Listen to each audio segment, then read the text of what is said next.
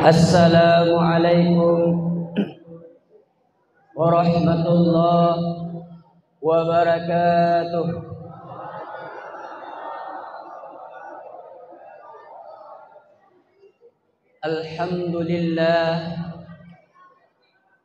Alhamdulillahi rabbil alamin.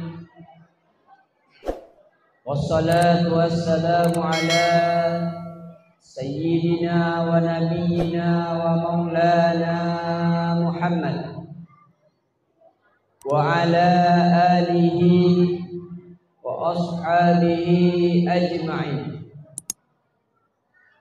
Ashhadu an la ilaha illallah wa ashhadu anna sayyidana Muhammadan abduhu wa rasuluhu la nabiyya ba'dah. Qaddimu a'malakum lidalil akhirah tajidu indaha fawzaw wa najah. Qaddimu a'malakum lidalil akhirah tajidu indaha fawzaw wa najah.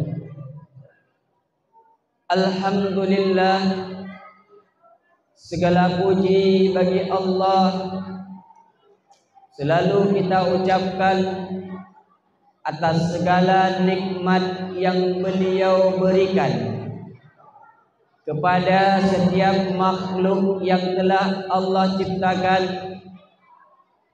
baik itu makhluk hidup maupun makhluk mati. Semuanya tidak pernah luput daripada rahmat Allah subhanahu wa ta'ala. Maka sudah sepantasnya seorang hamba yang taat, yang mengaku dirinya adalah seorang hamba yang diberikan oleh Allah subhanahu wa ta'ala, selalu mengucapkan alhamdulillah kepada Allah subhanahu wa ta'ala, bahwa apabila kita ingin membalas setiap nikmat yang Allah berikan, sungguh apapun usaha yang akan kita laksanakan tidak akan pernah bisa membalas semua nikmat yang telah Allah berikan kepada kita hambanya. Maka hanya dengan kata-kata alhamdulillah sudah menjadi salah satu wujud kita sebagai hamba untuk bersyukur kepada Allah subhanahu wa ta'ala. Selanjutnya, tak lupa juga kita selalu mengucapkan salawat kepada Rasulullah sallallahu alaihi wasallam, yang mana dengan setiap ucapan yang kita lantunkan bacaan salawat tersebut, Allah berikan pahala berlipat-lipat gandanya. Dan juga dengan bacaan salawat tersebut membuat diri kita ini mendapatkan rahmah daripada Allah subhanahu wa ta'ala.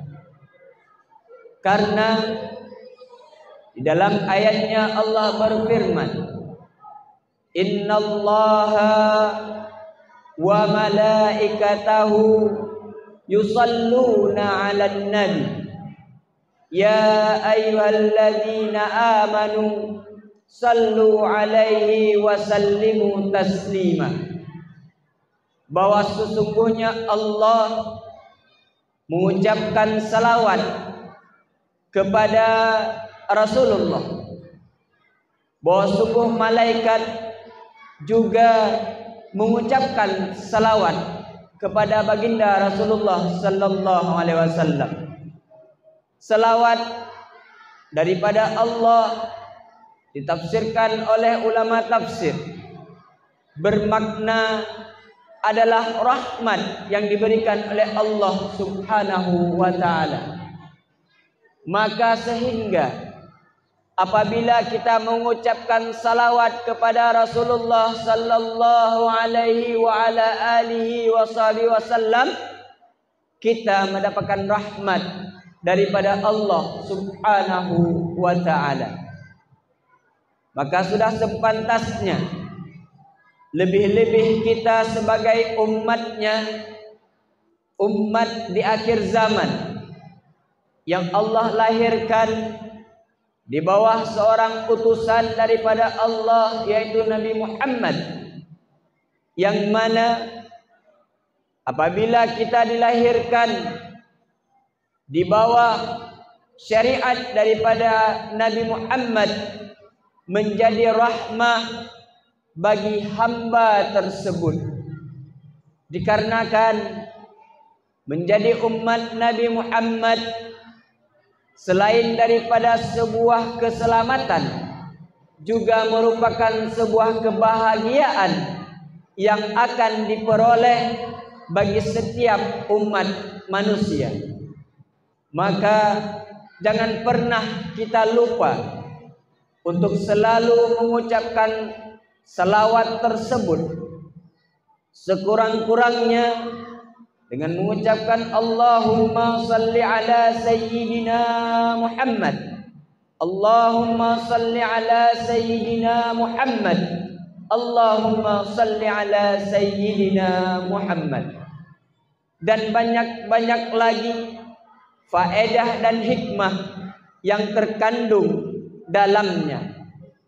Bahkan selawat kepada Rasulullah sallallahu alaihi wasallam merupakan suatu kewajiban bagi setiap orang tua untuk mengajarinya kepada anak-anak mereka, agar mereka selalu menyebut dalam setiap ucapannya, menyebut nama Allah, menyebut nama daripada Rasulullah sallallahu alaihi wasallam, dan menjadi sebuah sebab dan wasilah agar anak tersebut menjadi anak yang selalu berjalan di jalan yang lurus dan yang Allah ridhai. Seorang anak apabila dia diajarkan untuk selalu mencintai Rasulullah sallallahu alaihi wasallam dan juga diajarkan untuk mencintai Allah, maka anak tersebut akan menjadi anak sang penyelamat. Baik itu penyelamat untuk kedua orang tuanya maupun penyelamat untuk setiap orang yang ada di sekitarnya. Maka jangan pernah ragu dalam mengucapkan salawat kepada Rasulullah sallallahu alaihi wa ala alihi wa sahbihi wasallam. Selanjutnya, penghormatan kami yang terutama sekali kepada seluruh para guru-guru kami, para ustaz-ustaz kami, para ustazah-ustazah kami yang setiap hari mencurahkan setiap pikirannya, juga serta badannya dan juga waktunya untuk selalu membimbing kita menuju ke arah yang Allah ridhai pula. Selanjutnya, kepada seluruh para orang tua kami, tokoh-tokoh masyarakat yang sudah berhadir pada malam ini, juga kepada seluruh perangkat daripada kemasjidan ini, baik itu Bapak Imam ataupun perangkat-perangkat yang lainnya, dan kepada semua tamu-tamu undangan kami yang sudah berhadir pada malam yang sangat mulia ini. Walaupun tidak kami sebutkan satu persatu, tentunya tidak mengurangi rasa hormat kami kepada semuanya. Dan juga penghormatan kami kepada hadirin wal hadirah yang berhadir pada malam yang sangat mulia ini, hanya dengan satu tujuan, yaitu untuk mendapatkan sebuah rahmat, mendapatkan sebuah kelebihan yang mana pada hari sebelum-sebelumnya para panitia-panitia sudah melaksanakan perayaan Isra dan Mi'raj, yang sehingga pada malam ini ditutup dengan sedikit mendengar sedikit nasihat dan juga pembagian hadiah kepada setiap sang juara yang sudah berhasil mendapatkan nilai terbaik mereka. Jika kita mendengar kata-kata Isra dan Mi'raj, tentunya sebagai umat Islam yang beriman dan bertakwa kepada Allah, tentunya kata-kata Isra dan Mi'raj tersebut tidak akan asing di telinga kita. Tentunya saat kita mendengarkan kata Isra dan Mi'raj tersebut, yang terdengar di telinga kita berbagai macam yang kita pikirkan. Ada yang mengambil hikmah daripada saat dikatakan akan ada hari, akan sampai malam perayaan Isra dan Mi'raj, maka ada yang di dalamnya mengambil hikmah atas kedatangan perayaan itu. Ada juga yang sebahagian dari mereka saat mereka mendengar kata-kata Isra dan Mi'raj, yang terlintas apabila yang setiap tahun dilakukan adalah perlombaan, maka yang terlintas daripada mereka adalah hadiah yang akan didapat daripada perayaan perlombaan itu sendiri. Begitu juga ada yang kadang-kadang juga sebagian kelompok saat mereka mendengarkan adanya pengumuman di masjid-masjid, bahkan di setiap menasah-menasah, bahkan di setiap pelosok, bahwa akan diadakannya perayaan Isra dan Mi'raj, kadang di antara mereka yang terlintas adalah ingin datang ke tempat tersebut, ingin mendengar ceramah daripada sang penceramah, dan ingin mengambil hikmah daripada apa yang disampaikan itu sendiri. Maka alhamdulillah, pada malam yang mulia ini, pada malam yang penuh keberkahan ini, walaupun malam Isra dan Mi'raj itu sudah lewat pada malam 27 Rajab yang lalu, yang pada malam ini kita sudah berada di malam nisfu Sya'ban, di bulan nisfu Sya'ban, yang hampir lebih kurang kalau tidak salah malam ini adalah malam ke-14, yang pada malam Jumat nantinya adalah malam ke-15.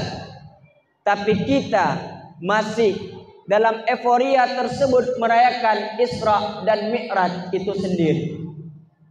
Sehingga yang harus kita tanyakan di dalam hati kita masing-masing, dalam setiap individu kita, apa makna dan hikmah yang dapat kita petik dan dapat kita ambil daripada hikmah perayaan Isra dan Mi'raj itu sendiri. Mungkin saat kita juga mendengarkan perayaan Isra dan Mi'raj, yang terlintas adalah perjalanan Rasulullah sallallahu alaihi wa ala alihi wasallam daripada Masjidil Haram ke Masjidil Aqsa. Yang terlintas mungkin hanya itu saja. Yang terlintas hanyalah sebuah perjalanan yang biasa yang dilakukan oleh seorang kekasih Allah Subhanahu wa ta'ala. Namun kebanyakan daripada kita lupa akan hikmah daripada Isra dan Mi'raj itu sendiri. Di antara daripada hikmah Isra dan Mi'raj itu, Allah tegaskan di dalam ayatnya, di pertengahan ayat daripada Al-Isra itu sendiri, yaitu allazi barakna haulahu, merupakan sebuah keberkahan yang ingin diberikan oleh Allah Subhanahu wa ta'ala kepada di sekeliling daripada umat Nabi Muhammad. saat kita mengatakan bahwa aulahu di sekelilingnya, pada masa Rasulullah berdakwah, bukan hanya saja orang Islam yang ada di situ, tapi juga banyak kaum Quraisy, banyaknya kaum yang belum menyembah Allah Subhanahu wa taala. Sehingga dapat dipahami bahwa keberkahan daripada perjalanan Isra dan Mi'raj ini bukan hanya kepada Nabi Muhammad, bukan hanya kepada umat Nabi Muhammad, bukan pula kepada mereka yang beriman kepada Nabi Muhammad, tetapi juga menjadi barakah, menjadi kemuliaan bagi seluruh hamba-hamba Allah yang akan beriman kepada Allah Subhanahu wa taala. Agar apa? Agar Allah menampakkan tanda-tanda kebesarannya, bahwa Allah itu maha suci, bahwa Allah maha agung atas apa yang diberikan kepada setiap hamba-hambanya. Salah satunya daripada perayaan Isra dan Mi'raj itu adalah agar kita mendapatkan rahmat daripada Allah Subhanahu wa taala. Maka alangkah disayangkannya, alangkah ruginya apabila kita yang dilahirkan dalam keadaan beriman, bertakwa kepada Allah, tapi saat mendengar kata-kata Isra dan Mi'raj tidak bertambahnya rasa keimanan kita kepada Allah Subhanahu wa taala. Perayaan Isra dan Mi'raj merupakan sebuah bentuk daripada kekuasaan Allah Subhanahu wa taala yang diberikan kepada satu orang hambanya di antara hamba-hamba yang lain yang paling beriman kepada Allah, yaitu Nabiullah Muhammad sallallahu alaihi wasallam. Maka dari itu dapat kita pahami bahwa saat kita datangnya Isra dan Mi'raj, yang harus kita lihat di dalam diri kita, seberapa besar bertambahnya keimanan kita kepada Allah Subhanahu wa taala. Apakah semakin kuat iman kita? Apakah semakin besar iman kita? Atau iman yang ada di dalam hati kita ini semakin perlahan-lahan itu menipis, bahkan yang amat kita takutkan adalah hilang dari diri kita itu sendiri. Ketahuilah bahwa apabila Allah menciptakan hambanya, saat mereka dilahirkan, diberikan iman di dalam hatinya, diberikan Islam di dalam hatinya, maka itu adalah satu tanda manusia tersebut akan menjadi hamba yang dicintai oleh Allah Subhanahu wa taala. Sehingga dikatakan bahwa setiap manusia yang lahir daripada rahim ibunya, mereka itu bersih, mereka itu seperti cahaya yang tidak punya dosa sedikit pun. Sehingga yang membuat mereka berdosa, yang membuat mereka semakin tidak bersih hatinya kepada Allah adalah atas daripada perbuatan mereka itu sendiri. Dan yang paling berperan membuat hati seorang manusia yang pada dasarnya dilahirkan bersih oleh Allah Subhanahu wa taala adalah kita, kedua orang tua mereka. Kenapa demikian? Karena seorang anak yang diamanahkan oleh Allah kepada kita, diberikan amanah daripada Allah, yang diwajibkan pada pertama kali adalah ma'rifatullah, yaitu mengenal Allah, mengenal bagaimana Allah, bagaimana sifat Allah, bagaimana yang wajib kepada Allah dan bagaimana yang mustahil kepada Allah Subhanahu wa taala. Sehingga apabila seorang anak ini saat awal dia lahir tidak dikenalkan kepada Allah, maka anak inilah yang pada akhirnya menjadi anak-anak yang durhaka kepada Allah, maka dia pasti akan durhaka kepada kedua orang tuanya. Kita yang hari ini sudah berumur 20 tahun, sudah berumur 30 tahun, bahkan yang sudah mendekati kepada umur 60 tahun, semakin kita kadang-kadang tidak bertambah keimanan kepada Allah Subhanahu wa taala. Maka patutnya kita mengulang kembali, berintrospeksi, mengkaji-kaji diri kita, menghetong-hetong diri kita ini, kenapa pada hari ini keimanan kita tidak bertambah? Kenapa saat dibuat perayaan-perayaan Islam, kenapa saat dibuat hari-hari besar Islam, yang lebih banyak itu kadang-kadang anak-anak, yang lebih banyak itu adalah hanya anak-anak yang kecil? Tahukah kita kenapa demikian? Karena yang ada dalam hati setiap anak tersebut adalah rasa gembira.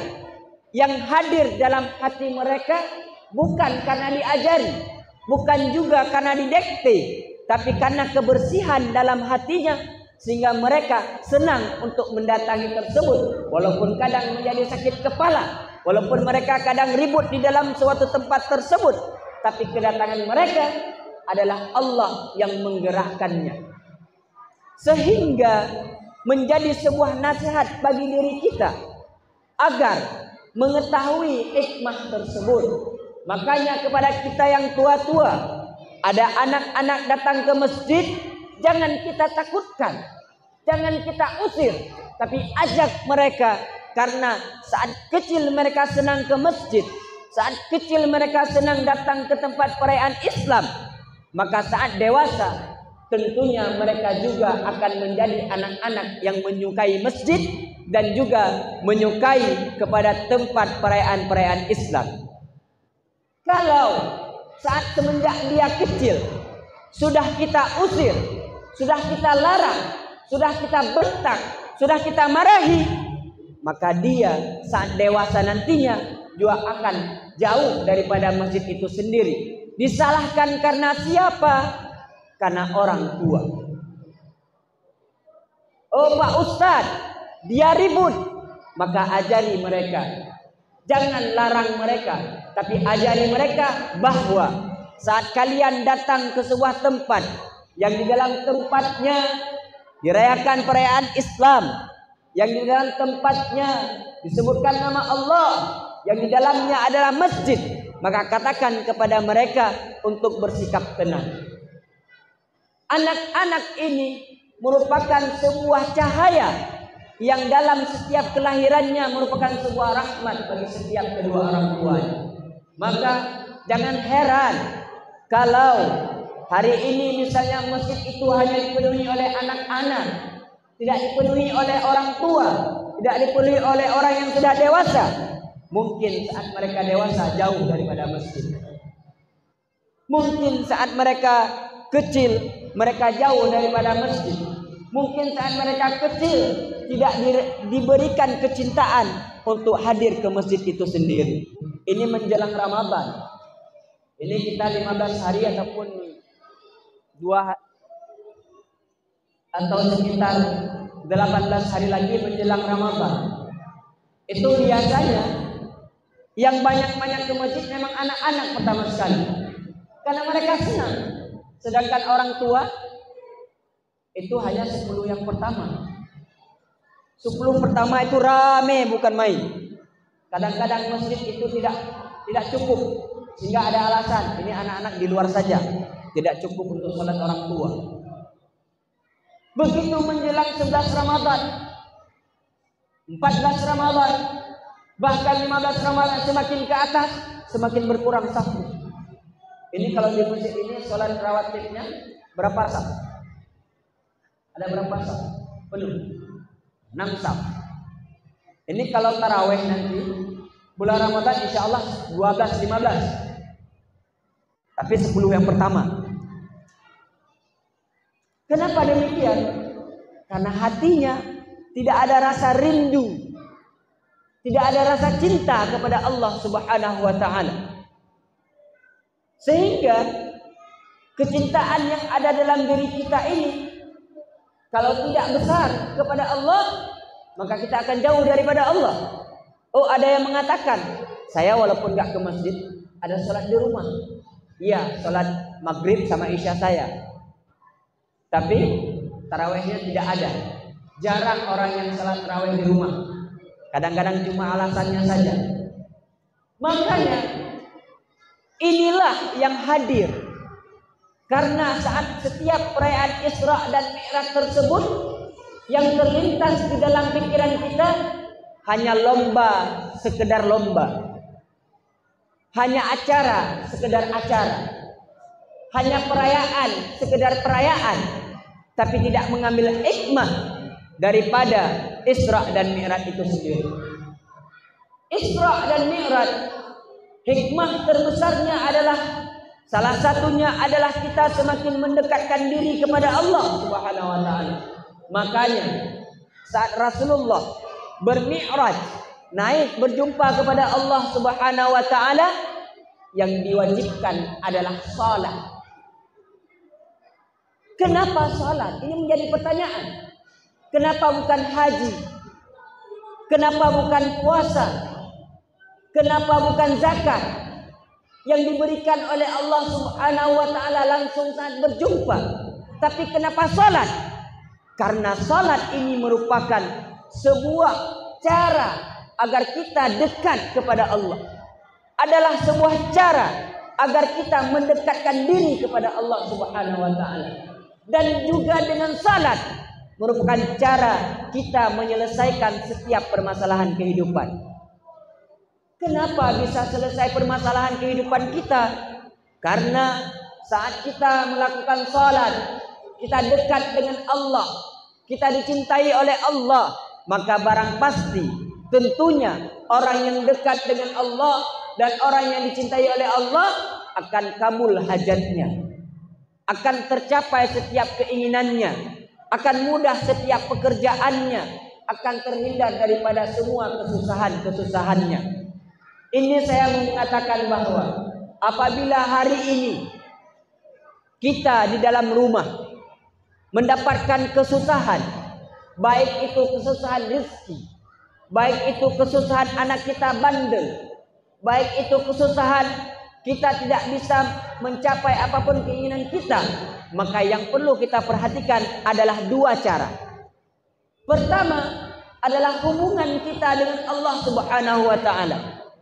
Hubungan seorang hamba dengan Allah Subhanahu wa taala terletak pada salatnya. Apabila dia rajin salat, maka dia akan dekat dengan Allah.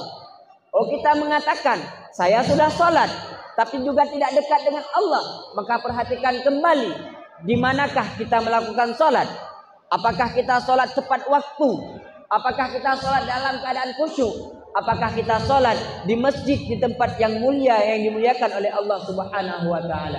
Maka insya Allah apabila kedekatan kita dengan Allah Subhanahu wa taala telah diterima dan mulai kita mendekatkan diri dengan melakukan salat, selalu rajin dalam melakukan salat, dan kita menjaga salat kita, maka insya Allah kedekatan itu akan sampai dengan sendirinya. Maka apabila salat itu sudah tertanam di dalam hati kita sebuah satu kepentingan, maka sedekah akan kita laksanakan, maka zakat akan kita laksanakan, maka puasa akan kita laksanakan, bahkan kita akan naik haji.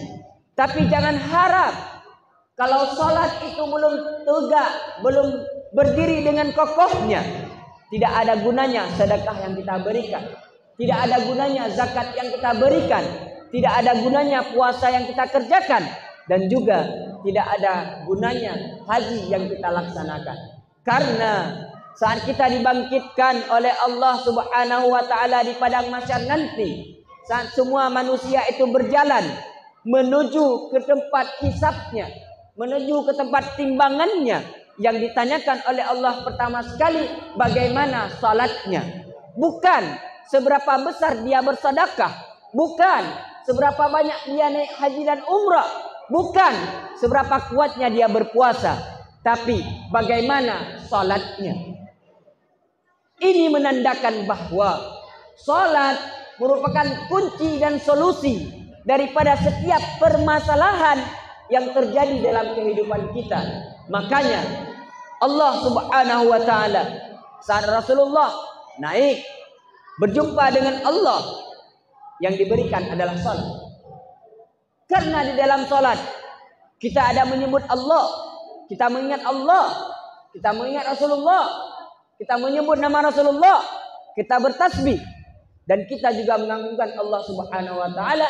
Di dalamnya mengandung berbagai macam doa yang dapat membuat diri kita ini terselamatkan dari setiap apapun yang kita inginkan. Maka hikmah daripada Isra dan Mi'raj itu adalah memperkokoh, memperkuat keimanan kita kepada Allah Subhanahu wa taala dengan memperkuat dan memperbaiki salat kita. Maka jangan pernah pusing kalau salat itu sudah ditegakkan, insyaallah masjid ini akan penuh setiap harinya. Insyaallah masjid ini akan lebih makmur, kehidupan kita akan lebih makmur, bahkan kita akan dijaga oleh Allah, diutus oleh Allah seorang malaikat yang akan selalu menjaga kita. Maka inilah bukan hanya sekedar perlombaan itu saja. Boleh kita melakukan perlombaan, melakukan perayaan, tapi ambillah hikmah terbesar itu dengan melakukan perayaan itu sebagai wujud menambah keimanan di dalam diri kita. Untuk apa kita menghamburkan uang jutaan, melakukan setiap perayaan, mengundang penceramah-penceramah yang jauh, bahkan yang bagus, tapi kita tidak mendapatkan hikmah daripada perayaan itu sendiri? Itulah manusia yang rugi dalam merayakan Isra dan Mi'raj, karena tidak bisa mengambil hikmah daripada Isra dan Mi'raj itu sendiri. Hari ini mungkin setiap tahun dilakukan, maka lihatlah seberapa besar perkembangan kita dari tahun ke tahun. Apakah iman itu semakin bertambah ataupun semakin berkurang keimanan kita kepada Allah Subhanahu wa taala? Lebih-lebih lagi kita yang hidup di akhir daripada zaman ini, berbagai macam problematika yang hadir kepada diri kita, berbagai macam musibah yang Allah berikan kepada kita, itu disebabkan karena banyaknya daripada umat Nabi Muhammad, hamba-hamba Allah yang keimanannya semakin berkurang kepada Allah. Yang kita takutkan adalah tidak selamatnya diri kita ini di saat menjelang kiamat nantinya, saat Allah menurunkan fitnah Dajjal, saat Allah menurunkan Dajjal.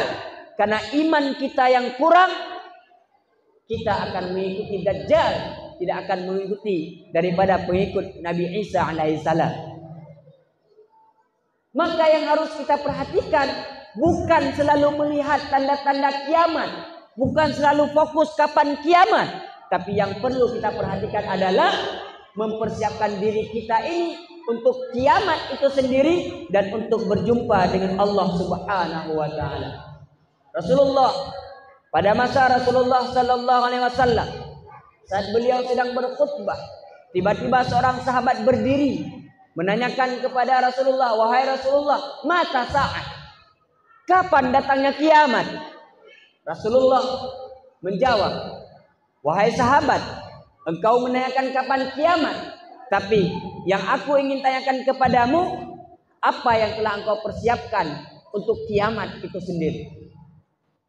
Rasulullah tidak menjawab kiamat tahun 2023, tidak menjawab tahun 2024, tidak menjawab 2000 yang lain, tapi Rasulullah menjawab, bertanya kembali, apa yang telah engkau persiapkan untuk kedatangan kiamat itu sendiri? Sontak pada waktu itu sahabat Rasulullah sallallahu alaihi wasallam menjawab, "Ya Rasulullah, aku tidak mempersiapkan apapun untuk kedatangan kiamat itu sendiri, tapi yang ada di dalam hatiku adalah cinta kepada Allah dan cinta kepadamu, wahai Rasulullah sallallahu alaihi wasallam." Sehingga apa yang dijawab oleh Rasulullah? "Anta ma'aman ahbabta." Kamu akan berada bersama dengan orang yang kamu cintai. Bermakna apa? Bahwa di hari kiamat nantinya, saat Allah membangkitkan kita, saat Allah ingin memasukkan kita ke dalam surga, adalah kita akan berada bersama dengan orang yang kita cintai. Sahabat tadi menjawab bahwa yang dicintai adalah Allah dan yang dicintai adalah Rasulullah. Maka ini menandakan bahwa yang perlu kita perhatikan adalah cinta kepada Allah. Bagaimana wujud cinta kepada Allah? Adalah menjalankan setiap perintahnya, meninggalkan setiap larangannya. Ini sebuah bentuk cinta. Sehingga kita akan dihimpun, kita akan dipertempatkan di kiamat nantinya bersama juga dengan Allah. Dan yang kedua adalah cinta kepada Rasulullah. Maka kita akan berada dengan Rasulullah. Kenapa kita harus cinta kepada Rasulullah? Karena cinta kepada Rasulullah membawa keberkahan. Salah satu bukti kecintaan seorang hamba kepada Rasulullah Sallallahu Alaihi Wasallam adalah seperti yang kita katakan di awal tadi, adalah dengan mengucap salawat, berselawat kepada Rasulullah Sallallahu Alaihi Wasallam. Kenapa mengucapkan salawat menjadi salah satu bukti bahwa kita mencintai Rasulullah Sallallahu Alaihi Wasallam? Karena seseorang yang mencintai, man ahabba syai'an fa aksara dzikru, siapa saja yang mencintai sesuatu perkara, maka dia akan sering menyebut-nyebut perkara tersebut. Kalau kita cinta kepada Rasulullah, tentunya kita sering menyebut Rasulullah Sallallahu Alaihi Wasallam. Kenapa? Dengan menyebut nama Rasulullah, kita akan mendapatkan cinta daripada Rasulullah Sallallahu Alaihi Wasallam. Dalam sebuah hadis dikatakan, apabila seorang hamba umat Nabi Muhammad mengucapkan selawat kepada Rasulullah Sallallahu Alaihi Wasallam, maka Allah mengutus seorang malaikat yang akan mendatangi, mengambil bacaan selawat tersebut, membawa ke hadapan daripada Rasulullah Sallallahu Alaihi Wasallam di depan makam beliau. Sehingga malaikat tersebut, wahai Rasulullah, hadza fulan bin fulan, mengucapkan selawat kepada engkau. Bukan hanya kita yang disebut, tapi juga orang tua kita, fulan bin fulan. Maka mendapatkan dua rahmat, yaitu kita dan orang tua kita. Sehingga dalam sebuah cerita, ada seorang ulama bermimpi berjumpa dengan Rasulullah. Beliau berdua, ada temannya. Saat satu orang dikenali oleh Rasulullah, dipanggil oleh Rasulullah, diajak dan diundang oleh Rasulullah duduk bersama beliau, ada satu yang tidak dipanggil.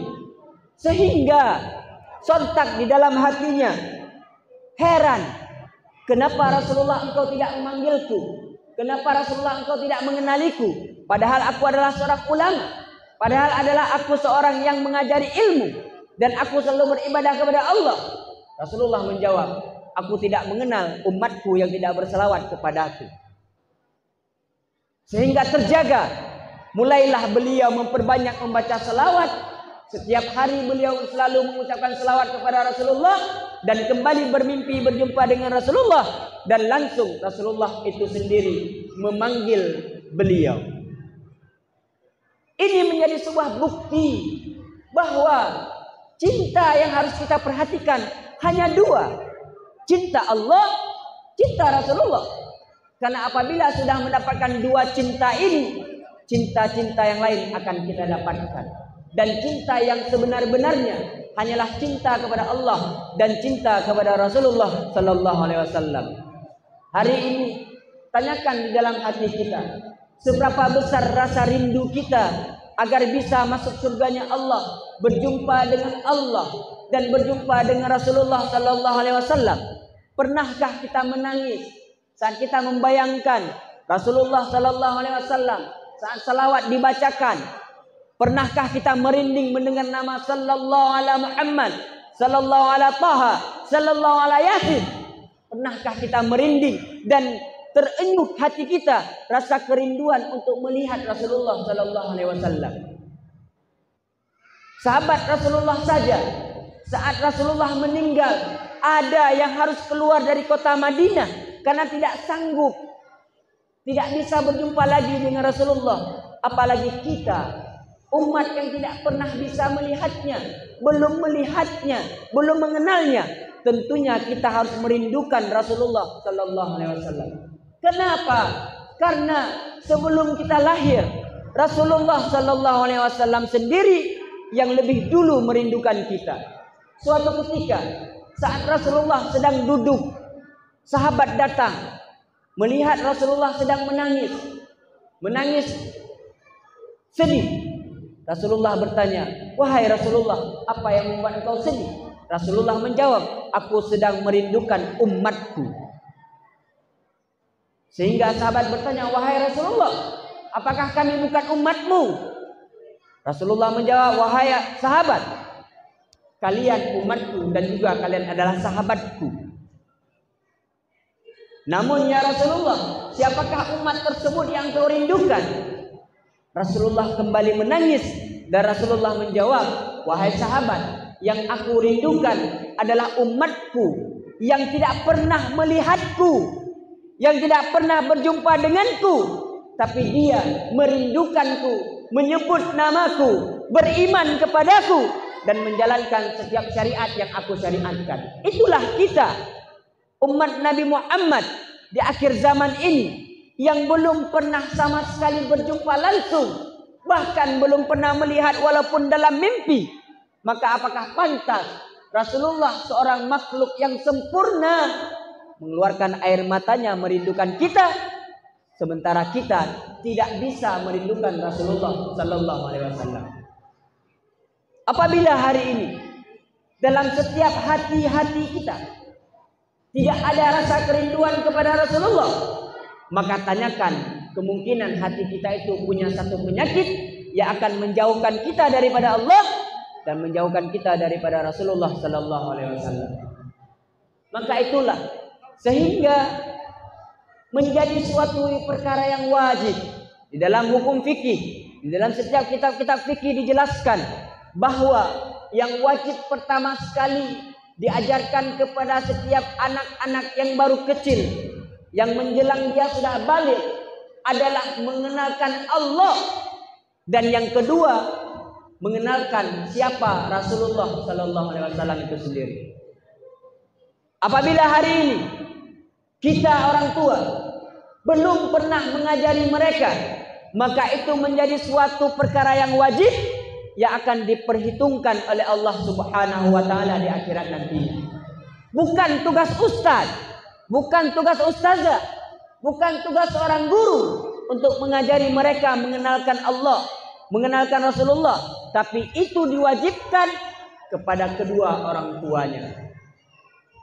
Makanya kadang-kadang kita heran, dua orang tua yang punya satu kewajiban yang diwajibkan oleh Allah diwajibkan kepada keduanya, karena tidak sanggup mereka mengajarinya, mereka membawa anak-anaknya ke TPA, membawa anaknya ke tempat belajar.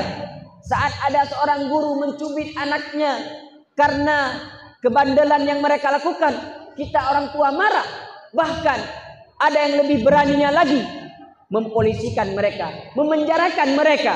Ini orang tua yang pernah tidak mengetahui apa kewajiban daripada mereka itu sendiri. Kita sibuk dengan setiap apapun yang dikatakan dengan HAM. Hak asasi manusia ini merupakan produk daripada kaum Yahudi yang akan menghancurkan ideologi kita umat-umat Islam. Kenapa? Lihatlah berapa banyak sekarang kasus-kasus setelah itu dilegalkan. Banyak kasus-kasus anak-anak yang melaporkan orang tuanya sehingga masuk penjara. Ini merupakan perusakan moral yang akan terjadi kepada anak-anak kita umat Islam. Karena tunduk kepada kedua orang tua, patuh kepada kedua orang tua adalah sumber utama anak ini menjadi baik. Maka marilah dengan momen daripada perayaan Isra dan Mi'raj ini, bukan hanya perayaan saja yang kita fokuskan, bukan hanya mengambil perayaan-perayaan saja yang kita inginkan, tapi ambillah hikmah dari setiap tahun perayaan yang kita lakukan, dari setiap tahun peringatan yang kita kerjakan. Maka yang kita ambil adalah hikmah apakah bertambah keimanan kita kepada Allah ataupun semakin berkurangnya iman kita kepada Allah Subhanahu wa taala. Insyaallah semua kita pada malam ini, mulai daripada panitia yang pertama sekali yang dengan susah payah melakukan kegiatan-kegiatan perayaan Isra dan Mi'raj ini, semoga Allah membersihkan hati mereka. Semoga Allah mencatat nama-nama mereka sebagai hamba yang pernah memperingati perayaan Isra dan Mi'raj ini dan dijadikan hamba-hamba yang beriman kepada Allah Subhanahu wa taala. Begitu juga kepada kita semua panitia-panitia, baik itu panitia masjid dalam merayakan perayaan ini, Allah tambahkan keimanan kita kepada Allah dan keimanan kita semakin bertambah kepada Allah Subhanahu wa taala. Dan juga semoga dengan hikmah daripada perayaan Isra dan Mi'raj ini, kita semua umat Islam ini Allah jaga, Allah ampuni dari setiap kesalahan-kesalahan kita dan semakin bertambahnya rasa keimanan kita kepada Allah Subhanahu wa taala. Mudah-mudahan apapun yang kita niatkan pada malam ini menjadi niat yang baik, yang kita niatkan hanya untuk mendapatkan ridha daripada Allah Subhanahu wa taala.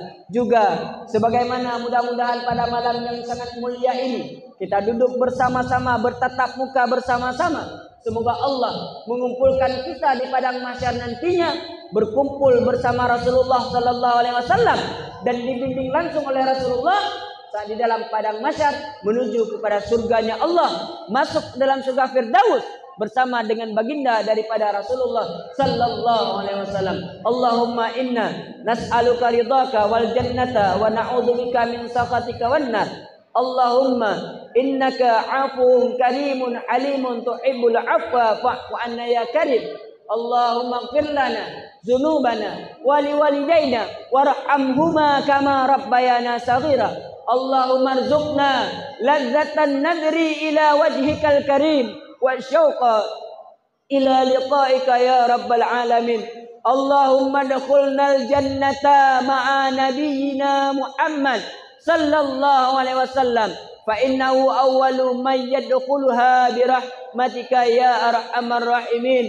Allahumma adkhulnal jannata ma'a nabiyyina Muhammad sallallahu alaihi wasallam fa innahu awwalu man yadkhuluha bi rahmatika ya arhamar rahimin.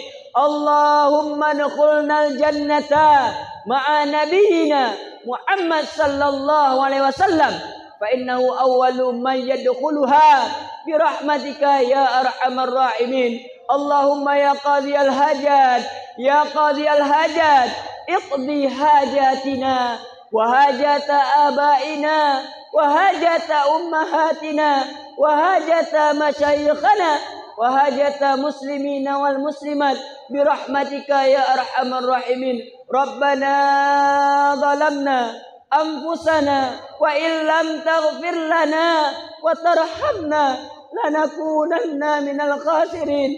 Rabbana atina fid dunya hasanah wa fil akhirati hasanah wa qina adzaban nar. Ya Rabbana bijahi nabiyina Muhammad sallallahu alaihi wasallam اغفر لنا ذنوبنا وذنوب آبائنا وذنوب أمهاتنا وذنوب مشايخنا برحمتك يا أرحم الراحمين.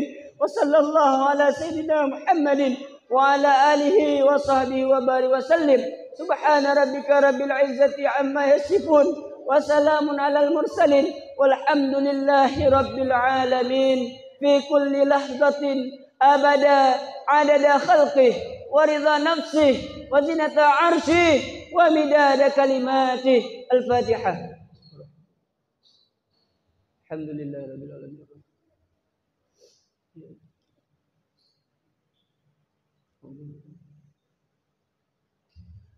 Mungkin ini yang dapat kami sampaikan. Lebih dan kurang kami mohon maaf apabila ada salah kata-kata, apabila ada salah ucapan, apabila ada penyampaian yang kurang seperti yang diinginkan, kami mohon perbanyak maaf.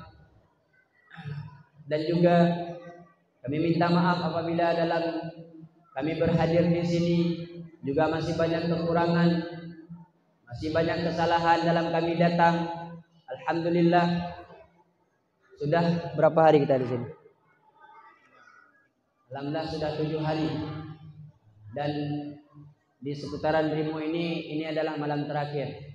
Insyaallah kami besok jam 10 akan berangkat menuju ke Pulau Banyak. Di situ jadwal kami terakhir. Dan setelah jadwal tersebut, kami beserta rombongan akan kembali ke Banda Aceh. Maka saya pribadi memohon maaf, meminta maaf kepada hadirin sekalian. Selama kami berada di sini mungkin kurang beradab, kurang berakhlak. Kami beserta rombongan memohon maaf dan juga meminta doa kepada semuanya agar kami besok saat menyeberang ke Pulau Banyak, Allah jaga kami. Semoga perjalanan kami tidak ada kendala dalam perjalanan dakwah kami ini. Insyaallah pertemuan ini menjadi pertemuan yang barakah, merupakan sebuah kebahagiaan bagi kami sendiri beserta rombongan bisa hadir ke Aceh Singkil ini, yaitu ke tanahnya para aulia yang pernah lahir. Banyaknya para aulia di tanah Singkil ini. Maka jadilah kota Singkil ini kembali megah seperti pada masanya. Jadilah Singkil ini menjadi pusatnya agama kita di akhir zaman. Baik kita masyarakat, baik kita perangkat, jangan kita tertipu dengan setiap apapun godaan-godaan dunia pada hari ini.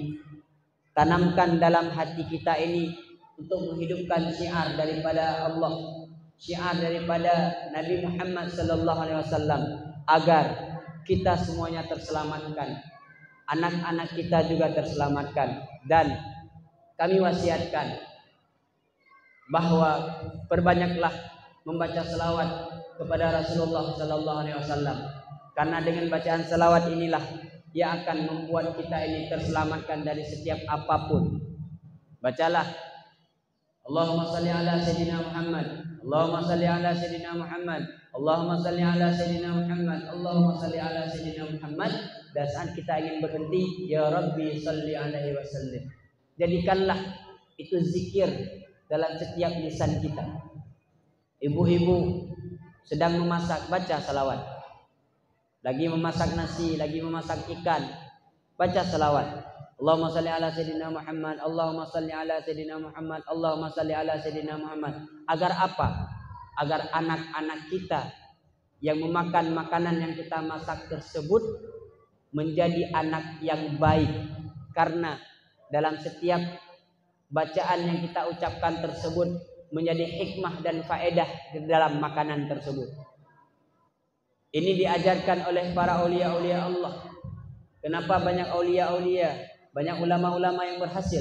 Karena ibu mereka pandai dalam menjadikan anaknya menjadi anak yang baik, yaitu yang tidak pernah luput daripada lisan mereka adalah selalu berselawat kepada Rasulullah sallallahu alaihi wasallam. Allahumma salli ala sayyidina Muhammad, Allahumma salli ala sayyidina Muhammad, Allahumma salli ala sayyidina Muhammad, ya Rabbi salli alaihi wasallam. Cukup selawat itu saja, yang pendek saja. Selawat ini dikatakan dengan selawat Jibril. Ada juga dikatakan dengan selawat pohonnya uang. Karena dengan membaca selawat tersebut akan memudahkan rezeki kita. Jadi bacalah Allahumma salli ala sayyidina Muhammad, Allahumma salli ala sayyidina Muhammad. Setiap perjalanan kita boleh sambil berdiri, boleh sambil berduduk, boleh saat kita di warung, boleh saat kita naik kendaraan, boleh. Yang jangan di dalam WC. Kalau di dalam WC jangan. Tapi kalau di depan yang lain itu boleh. Tidak perlu keluar suara, di dalam hati boleh. Allahumma shalli ala sayyidina Muhammad, hanya terdengar kepada pendengaran kita saja boleh. Maka dalam setiap bacaan selawat yang kita baca akan selalu kita dinaungi oleh malaikat. Seperti yang kita katakan tadi bahwa setiap orang yang membaca selawat akan ada malaikat yang selalu mengumpulkan selawat tersebut, melapor kepada Rasulullah sallallahu alaihi wasallam. Maka ini mungkin sedikit wasiat daripada kami di akhir penghujung pertemuan ini. Semoga dengan itu semuanya kita bisa dikumpulkan kembali, kita bisa dipertemukan kembali Walaupun itu tidak berjumpa di dunia, insya Allah kita akan berjumpa di akhirat bersama-sama dengan ini. Billahi taufiq wal hidayah, waridha wal inayah. Assalamualaikum warahmatullahi wabarakatuh.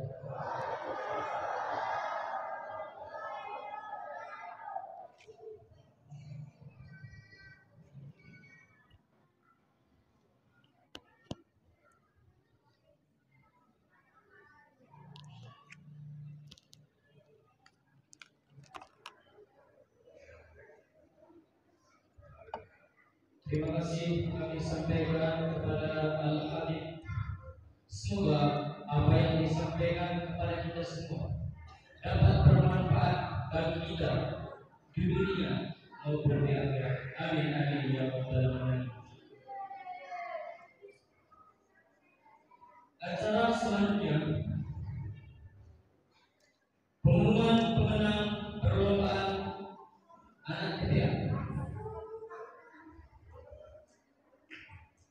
yang akan dibacakan oleh Ustaz Sultan Imani. Kita juga dengan sebuah lembaga kami bersama.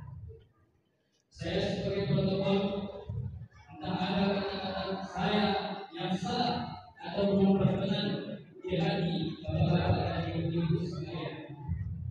Di sini saya mengangkatkan 10 jari-jari dan menentukan satu kepala agar kiranya diberikan kelembagaan. Assalamualaikum warahmatullahi wabarakatuh.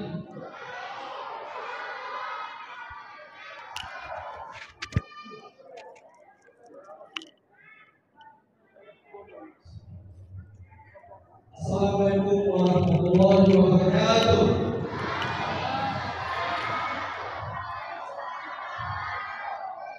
Baik, akan kami bacakan keputusan Dewan Juri tingkat festival Soleh Kampung Pulaan dalam rangka memperingati Isra Mi'raj Nabi Muhammad SAW 1443 Hijriah yang dilaksanakan pada hari Sabtu sampai Minggu 12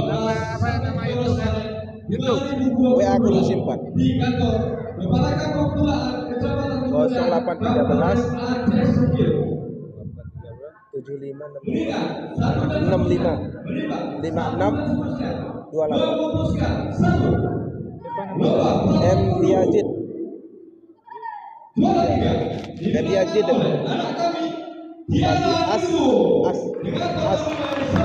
ASS 2S ya nah, sing nah ing jatuh kepada anak kami Dapian Ananda Giling G 21 total nilai 99 dengan nomor undian 1 jatuh kepada Rekan Serbika Nasional kepada yang sekitar agar dapat bertak